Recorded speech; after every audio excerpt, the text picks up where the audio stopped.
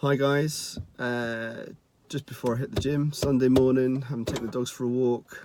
I'll have a little bit of a rant because I've just read on a forum that a eminent expert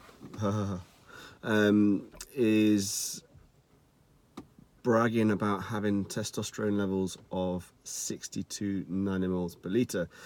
He's also advocating the use of transscrotal testosterone and now singing its praises because his testosterone's 62 and he feels great. Yeah, it's abuse, not use. How you can justify super physiological levels of 62, God only knows, honestly. So, you've heard the saying before, concentrate on the symptoms, not the numbers. Now that's very true. You should concentrate on the symptoms, not the numbers. But should you ignore the numbers? No. So, human biology. Now we know that there is an optimal testosterone level.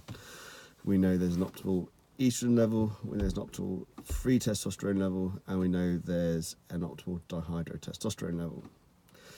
Now, those numbers are not independent, they're dependent.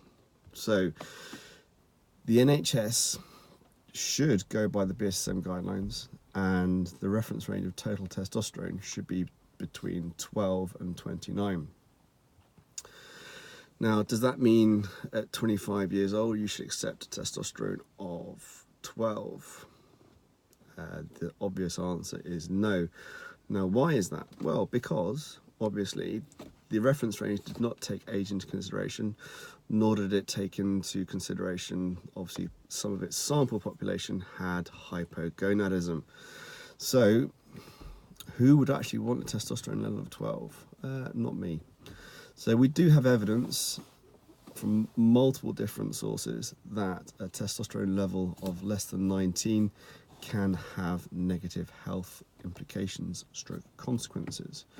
So ideally you want a testosterone above 19. Now, is it as simple as that? No, because there are compounding factors like your sex hormone binding globulin level that will bind to the testosterone to prevent it from being used. Now, what significance has that? Well, it has a lot of significance. So, purely from a numbers perspective, obviously if you've got a low SHBG, you don't really need to have a high total testosterone, because not much of that testosterone is being bound to SHBG, so you're allowing that to be expressed as free testosterone, DHT, and estradiol. So a guy with a testosterone of 16 could actually have pretty healthy bioavailable androgen levels. If you have a very high SHBG, in order to have normal bioavailable androgen levels, you'll probably need a high testosterone. Now, does that mean you should start that person off on a high dose of testosterone? The answer to that is no. We know that testosterone can drop sex hormone binding globulin. Now, it tends to be the more aggressive protocols that do that. So a lot of guys on the old libido tended to tank their SHBG because obviously whacking in 1,000 milligrams of testosterone in one go will, funnily enough, do that. So, numbers.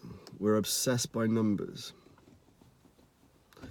There's a reference range that we should adhere to. Now, I like my guys, and again, this is not set in stone. I like my guys between about 19 or 20 nanomoles per litre and 30-35 nanomoles per litre of total testosterone. I like my guys to have a estrogen between about 90 pmol per litre and 150 pmol per litre. Now, you'll also read on the internet about the fact that the standard immunoassay is a waste of time. It's not a waste of time. And the only thing that you can use is the LCMS, the sensitive estradiol test, because the rest of it's all rubbish, because it doesn't take into consideration progesterone CRP, yeah, whatever. Listen, we've got over 350 patients all being managed correctly with their estrogen. So we utilise the numbers and the symptoms before we make a decision about what we do about estrogen. So yeah, probably between about 90 and 150, but if I'm being honest, most guys actually report a qualitative improvement between about 90 and 120. Free testosterone. Now what's interesting here is the reference range for free testosterone has dropped recently. Now have we changed as a species? No. What has changed? Our environment and our overall health has declined.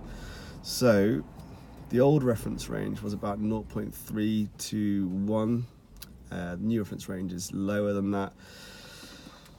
So quite frankly, I don't really pay much attention to the new reference range because, as I said, we haven't changed as a species. So what the hell are we doing lowering the reference range just because more people are hypogonadal? So reportedly, people feel better between about 0.45 and 1.0. Actually, a lot of guys up at 1.0 feel a little bit anxious. You know, we still have to get over this idea that more is better. But again, we go on symptoms more than we go on numbers, but we do take the numbers into consideration.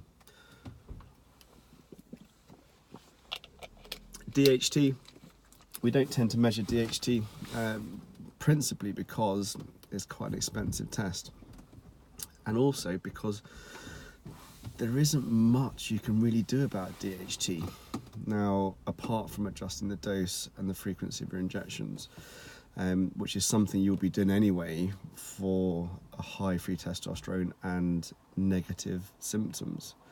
So we don't tend to bother measuring the DHT. It might be useful in the future, and dare I say, watch this space. If we get more data, if we get things like DHT cream, which has been shown to help with gynecomastia and potentially with libido, but at this present time we are not testing for DHT.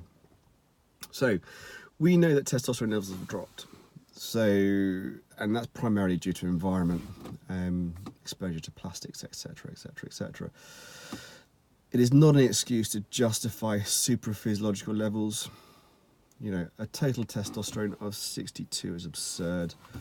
You know, what are these jokers thinking?